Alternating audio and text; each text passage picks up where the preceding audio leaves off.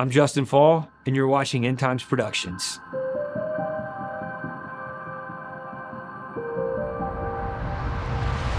When we get to Los Angeles in 1934, and I highly recommend people check this out, it's very fascinating. There's an article written about there was a geophysical mining engineer doing some work at Fort Moore Hill, and he sunk a shaft and fell down into what is called a catacomb city. And it was an ancient city. They found a treasure map. They found relics and artifacts showing serpent people, what they called reptilians. And what really blew my mind was the LA Times did a full write-up on this, multiple page write-up. They showed the map of the catacomb cities supposedly leading to some treasure, an ancient treasure, and it said there were reptilian inhabitants of this city.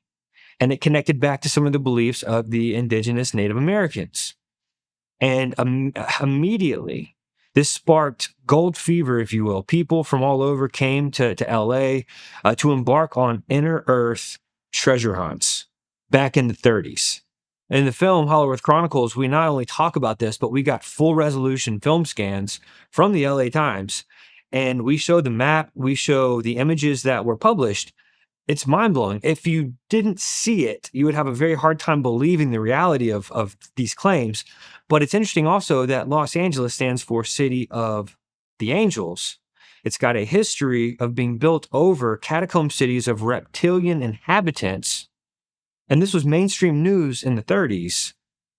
We don't see this stuff in newspapers anymore. You don't hear this type of thing in the news. But in the 30s, this was published by a very reputable, very mainstream news source. We show all the different pages, film scans of all the different pages and breakdowns. Fascinating stuff. But that connects back to the Naga people, the serpent people of the Hindu culture. Before I made this film, I had done a 3-part series on my old podcast on the Hollow Earth. And that's really the basis of what ended up turning into this passion project to make this film. In my research, I did talk about Mount Shasta, where there's entrances to the mountain. At the time, he was not my friend, who he later became my friend, but a guy named Kenny had reached out to me, who lives at the base of Mount Shasta, essentially. And he reached out to me to tell me that not only does he hike up there, but he's got connections with people that live on the mountain. And he said, to this very day, there are excessive amounts of mountain magic that take place on Mount Shasta. It is a sacred magic land. People, they've got family members who have passed these traditions down over the years. And what's even more fascinating is that I also had someone send me a picture. I think they originally thought it was Japanese in origin, but I don't know. But it was a rock carving of a reptilian head. It almost looked like a dinosaur hybrid with a human. And this was on Mount Shasta. Someone living up on Mount Shasta, this was on their property. So there's some pretty interesting things about Mount Shasta. I think also with Mount Shasta, there's some connections to what people call the little people. There's a lot of speculation about Mount Shasta. I can't really say. I've never been inside. But what's interesting is that there's a lot of belief that some of these subterranean realms are also carved out inside of mountains, that you would go into a mountain. It's almost a hollowed out mountain, and it goes down to a massive underworld city where there's inhabitants. There's people living there, operating there. And I believe it was the Urals in Russia. There's a certain mountain range there that allegedly is so hollowed out and large, that this underworld city is so large and the mountains are hollowed out, that airplanes fly inside. I can't really imagine that. We do show some different artistic renditions in the film of underground cities, massive underground cities, with what we would call skies. You know, like essentially space where planes or flying craft could fly around. And that's another thing that you really find kind of across the line. A lot of the stories where people end up in these subterranean caverns, where they encounter these creatures, these entities, there's always technology beyond what we have on the surface. a lot of times there's some sort of a flying disc or flying saucer being utilized, transporting around inside of these subterranean realms. Matter of fact, the idea of UFOs coming up out of water, goodness, there's countless stories in California, especially out around Malibu, UFOs coming up out of the water. And you say, well, where are they going? When they come back down and they land in the water, where they're going, where do they go? Well, there's going back to the Naga, the reptilian serpent people in India. The entrances to their underworld cities are a lot of times near water or underwater. Like you would have to get down into the water. You've got these native stories of like the coming of age stories in order to become a warrior in the tribe, where they'll send the boy. He's not a man yet. They'll send the boy. He'll have to dive into the water, make his way into a cavernous system underneath the water to where there's oxygen, and then from there find another body of water inside the earth, and then go down there and retrieve some type of a relic, a religious relic pertinent to their tribe, pertinent to their people or their ancestry. And then he's got to get that relic and bring it back up through these different layers of catacomb, what we would call like a catacomb city, or a cavern beneath water with another cavern beneath more water. I mean, it's wild stuff, but they come back with these relics, and now they're a warrior, they're a man. They can enter into that caste system of the tribe. So it's really not outside of that realm to have a UFO coming up out of the water and then going back down into the water, and then people go diving looking for it, and there's nothing to find. There's no trace of it beneath the water. I believe that many of the deep underground military bases could likely go back to the antediluvian world. They're already there. They're already created. And I mean, just think about it. The Vatican goes around everywhere. The Catholic Church is well known for taking over sacred sites. They just show up, take it by force, political persuasion, like Mount Graham, places in South America, near the Chinkana. You've got all these stories of the Catholic Church doing that. Well, think about the American government. Not to shame anyone here, but the American government is well known for taking things, sacred land, taking things from the Native Americans, the indigenous people. And so these ancient cities underground, these tunnel systems, catacombs, whole cities, hollowed out areas, being antediluvian, the government could have easily taken over these things that were already created, maybe created some extra structural divisions, walls, basically building inside of structures that were already existing before the flood. Because the structures themselves are so well built, and there is architecture used that is very much connected with megalithic structures around the world. And our governments did not have that technology until the advent of the Industrial Revolution. And so it would make sense that they went down there, took what was already there, utilized these underground sanctuaries, underground cities, what have you, and built inside of them with our modern technology, setting up what we would call deep underground military bases. And likely also, like getting into the Phil Schneider content, that there would be some levels inside of these military bases where you can't use the name Jesus. I'm sure we've talked about that previously with our other film, Higher Entities. And so that's already down in a region that they might have already been inhabiting. But, really, some of these DUMBs, these deep underground military bases, not only could go back to before the flood, but some of the technology might still be there operating by some of these other entities, what we would call off-world entities, if there's truth to what Phil Schneider said. Absolutely. When we go back to some of the indigenous cultures, and it's really fascinating. I'm part Cherokee, and I know everybody says they're part Cherokee in America, right? Pretty much everyone here has a little Cherokee. No, I'm part Cherokee, and I've always been fascinated by Native American culture. When I was a child, I got to go to some of the reservations in Texas, and it was a really good experience. But when we filmed the Hollow Earth Chronicles, we actually went on to a reservation of the Arawak, where we spoke with an Indian chief who we feature in the film, and we get into some of their legends and beliefs. I don't think it's a disservice to use the term mythologies or myths or legends, because a lot of these things we can't validate all of the aspects of them, but they have been orally passed down. They're oral traditions.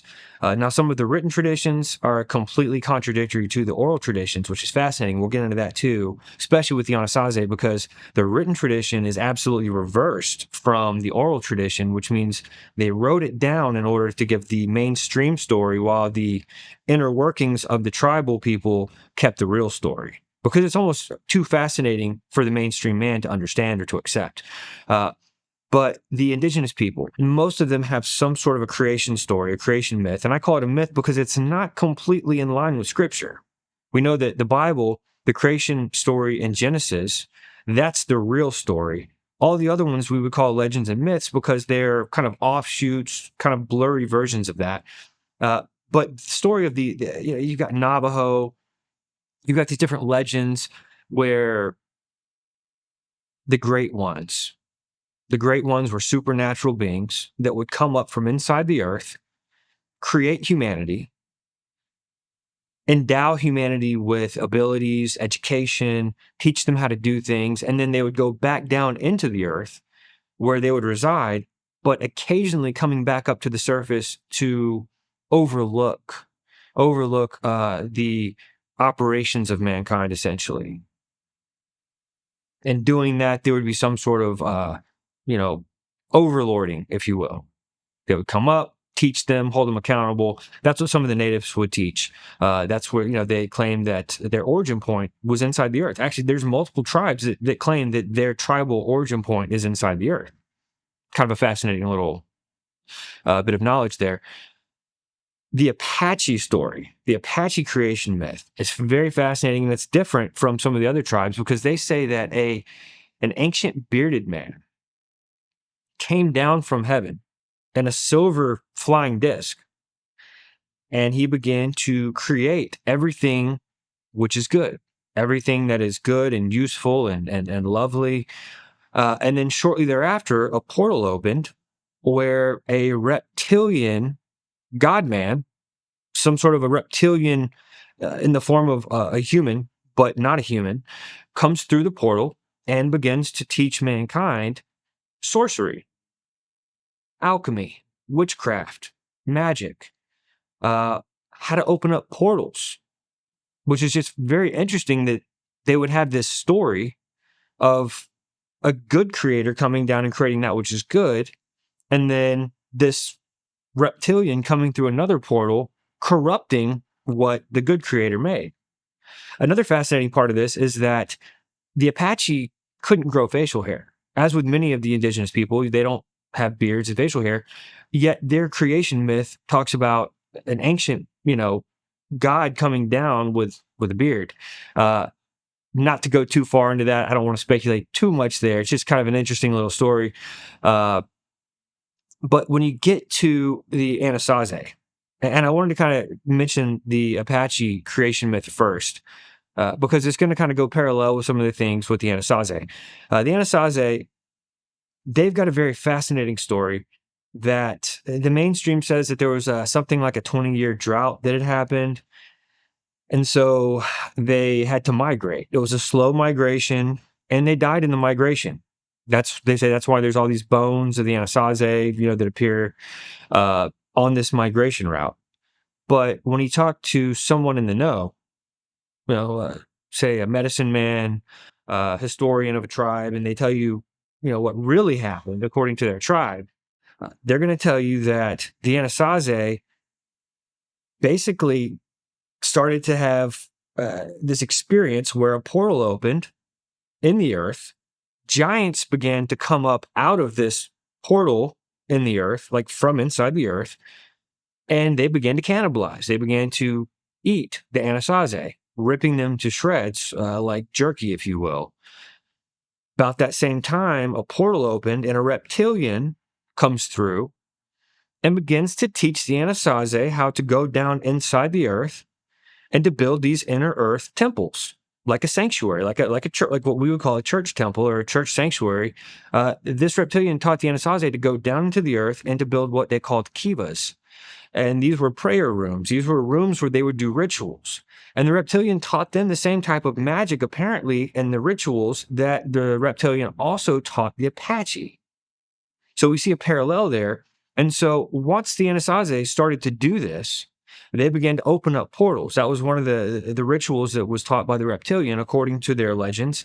And they would open up portals. All types of strange entities began to emerge on the face of the earth. And the giants began to get more fierce. And the Anasazi were ripped to shreds, just absolutely ripped to shreds. When you study the archaeological digs where they're pulling up the bones of the Anasazi, they're mauled. They're not just like whole bone structures. They're shredded bone pieces, almost like shrapnel. Like Tom Horn said in Hollow Earth Chronicles, it was like they were being ripped to shreds, eaten by the giants. But when they opened up those portals, according to the legends, other entities came forth. Maybe they were fallen angels that were shapeshifters. Fallen angels are really not much different from Satan himself, who seeks to steal, kill, and destroy. When you consider that fallen angels want to manifest chaos everywhere, they want to take God's divine order and bring chaos to disrupt everything that God created. So it's very likely that they would have shapeshifted into different forms to bring about these different visions of different entities, if you will, even though they're fallen angels, which kind of gets back into the idea of the Greeks talking about Tartarus being filled with monsters. Because we don't really know all the forms that fallen angels took. What we do know is that angels are able to shapeshift and take on different forms, because even when Abraham met with some of the angels, they took on the form of men. We're told in the book of Hebrews, basically to be generous to strangers, be hospitable to strangers, because you might be entertaining an angel unaware. But the Anasazi disappeared. And it's fascinating because they had these hollowed out areas in the caves, like hollowed out caves in the mountain. And they found bags of salt. They found tools, things that would have been, apparently in that time, salt was like gold. They had all these supplies to live. It would almost be like someone disappears nowadays. You're watching like a true crime show and this lady disappears and they say, oh, well, she just left her husband. But then they find her car and she's got milk, eggs, cheese, groceries in the back seat. Obviously, if she was trying to run away, she would not have bought groceries to leave in the back of the car. The Anasazi, just like that, would not have had all of these things in place. They wouldn't have left that behind if they were just going to migrate. So there's a lot of conspiracy involved in the story, the official story that they have repackaged to tell of the Anasazi. One of the most mysterious of the tribes. When you think about the biblical explanation of the giants, they were hybrids. They weren't completely angel and they weren't completely man. So they would have had qualities and characteristics that were supernatural beyond what a human would have. However, they were not living in a heavenly abode. They would not have had access to the different heavens like an angel might. So I believe that the giants definitely would have resided inside the earth. Now, I do think that there's some possibility of in these cavernous regions, and we're going to get into some of this in a minute, even deeper. But the idea of these cavernous cities, these catacomb cities inside the earth, I do believe that there are dimensional realities there, kind of like Tartarus. I don't believe that you or I could go on a journey and physically approach Tartarus. When Jesus did it, it was because he was God. He was able to go through the dimensions. There's certain things that we can't do, kind of like the Garden of Eden. Let me just explain this real fast. The Garden of Eden is still in existence today, but it's being guarded. The Bible says this. So we can't really go find it or approach it. There's no way that we could actually, walk up on the Garden of Eden and make our way into that paradise. It's being guarded. You got flaming swords. It's not just some place you can just go walk inside. Just like Tartarus, we can't approach Tartarus. We would not be able to go to hell, essentially. If we were to get to the doorway or the gate of hell, we couldn't get inside. There would be some type of blocking there, something which I tend to think is some sort of either it's dimensional or possibly it's a spiritual binding or a spiritual barrier there. But I do believe the giants had something to do with creating these subterranean cities, because we're finding out now that much of the technology used when you get down to like the Chinkana, and the Chinkana is just one example of countless underground cities throughout the entirety of the earth.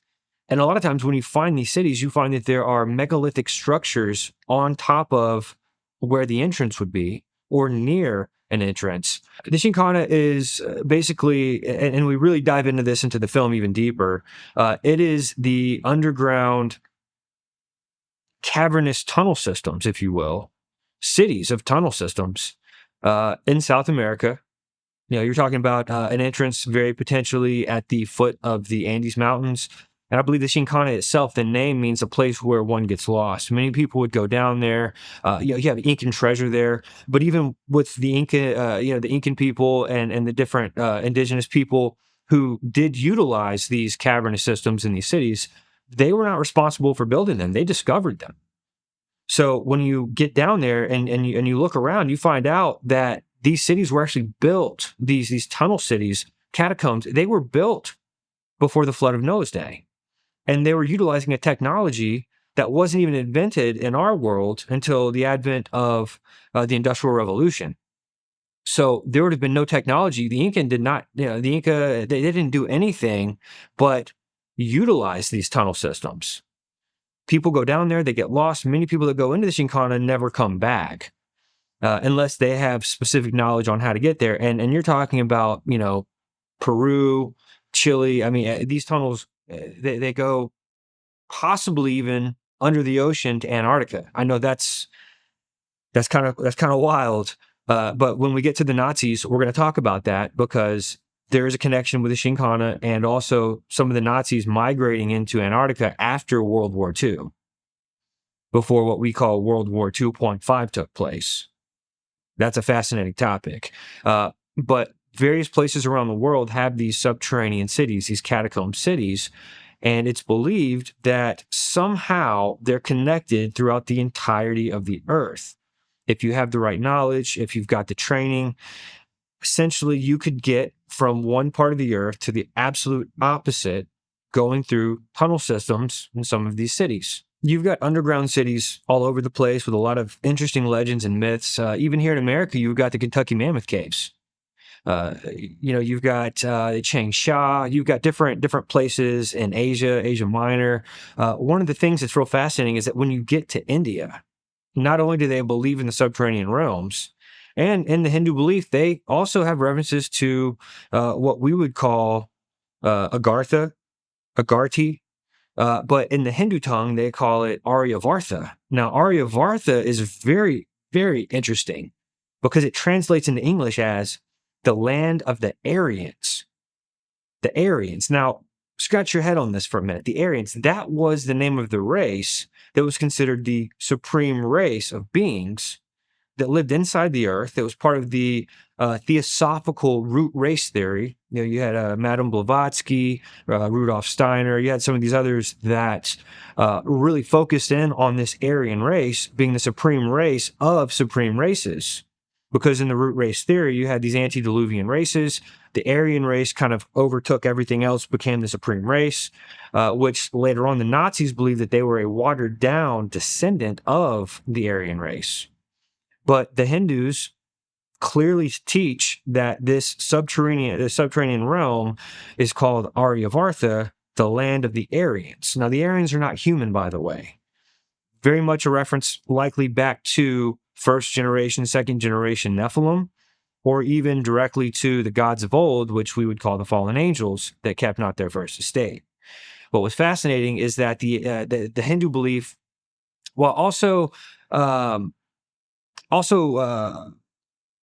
nod to Shambhala and some of these other titles for the inner earth, realm, the Indian belief has some different views on some things. And I just want to outline this real briefly. You have this group of serpent people that the Hindus talk about called the Naga. kind of a scary, horrific thought. They're serpent people. What maybe we would call them reptilians. That's not the language used in the Hindu culture. They're just serpent people, but they have an affinity for water. A lot of times, they have entrances underneath water that lead into their subterranean realms. And the two cities that are most closely linked to this is Bhagavati and Batala. And basically, they're as above, so below. So you've got actual real cities, Patala and Bhagavata, they're on the surface. I'm sorry, Patala and Bhagavati, they're on the surface, but they also believe that there are subterranean cities under the same name that are parallel. The whole as above, so below. You've got the surface level, and then you've got underneath the world that we know, and they believe that's where the reptilians live, what I would call a reptilian, but what they call the serpent people or the Naga. The Naga also show up in some of the different cultures of Buddhists, Thai. It's not just the Hindus. But the Naga people, there's a lot of very rich history. When you go to India, you'll see a lot of rock carvings. You'll see a lot of different displays of what these serpent people might look like, and they're all different. Like, you're not going to see they don't all match up and line up. You're going to see some that look like cobras, like a cobra man with a hood, like the cobra hood on the back of the neck, and then you'll see others that look like almost like a reptilian mammal. It's very, very weird to see all these different reliefs and rock carvings and even idol statues created. The Hindu belief of the Naga, interestingly, seems to have some sort of a parallel with something that we see in America beneath the City of Angels. We're really excited to announce the brand new 2025 release of Hollow Earth Chronicles Episode 1 in ultra high definition 4K for the first time ever.